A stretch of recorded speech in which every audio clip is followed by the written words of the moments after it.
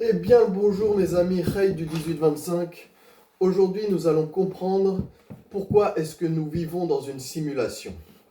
Alors la simulation dans laquelle nous vivons n'est pas celle de Matrix, où nous sommes contrôlés par l'intelligence artificielle et les machines, enfin du moins pas maintenant et pas aujourd'hui, peut-être dans le futur, mais pas maintenant. En fait, nous sommes dans une simulation où nous jouons le rôle de notre identité. Alors, pourquoi nous sommes dans une simulation?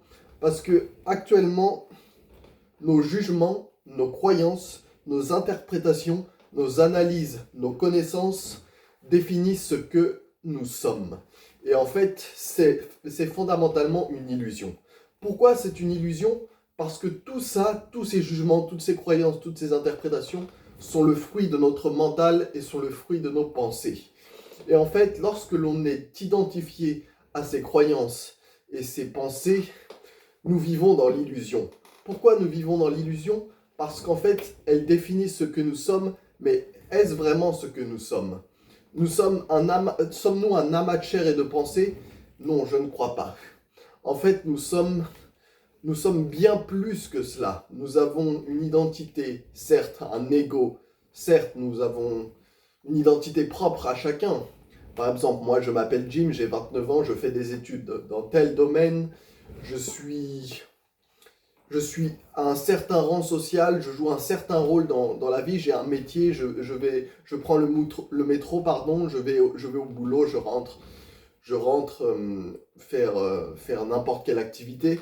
Bref, c'est tout un rôle que je prétends être. Et en fait, on se rend compte, avec notamment la méditation et l'éveil spirituel, qu'en fait, il y a quelque chose au-delà de cette identité, de cette personnalité que l'on croit être. Et cette chose au-delà de la personnalité et de l'identité que l'on croit être, c'est simplement une conscience, une présence derrière et au-delà de ce mental.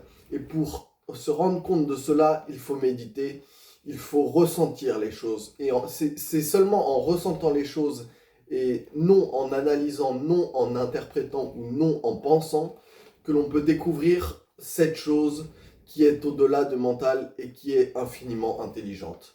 Alors pourquoi nous vivons dans une simulation? Nous vivons dans une simulation parce que, comme je vous l'ai dit, nos jugements et nos interprétations définissent ce que nous sommes. Mais ce n'est pas ce que nous sommes, c'est une illusion de ce que nous sommes.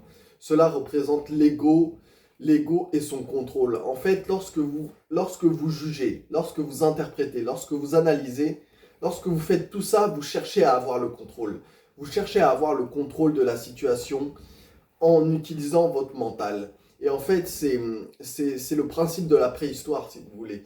Les hommes préhistoriques étaient en permanence menacés par divers problèmes, et ils devaient analyser, ils devaient interpréter, ils devaient juger leur environnement pour pouvoir survivre dans ce monde assez cruel. Et au final, nous, aujourd'hui, on n'a pas les mêmes problématiques, mais pourtant notre cerveau reptilien agit comme si nous avions ces mêmes problématiques. C'est pour cela qu'il faut se désidentifier de notre mental et de notre ego pour pouvoir expérimenter différents états de conscience et pouvoir s'élever au-delà de l'ego et s'élever au-delà du mental. Voilà, cette petite vidéo est une vidéo aussi introductive sur comment sortir de la matrice. Mais sortir de la matrice, c'est simplement s'élever au-delà de l'ego et s'élever au-delà du mental. Voilà, je vous souhaite une bonne journée. Merci.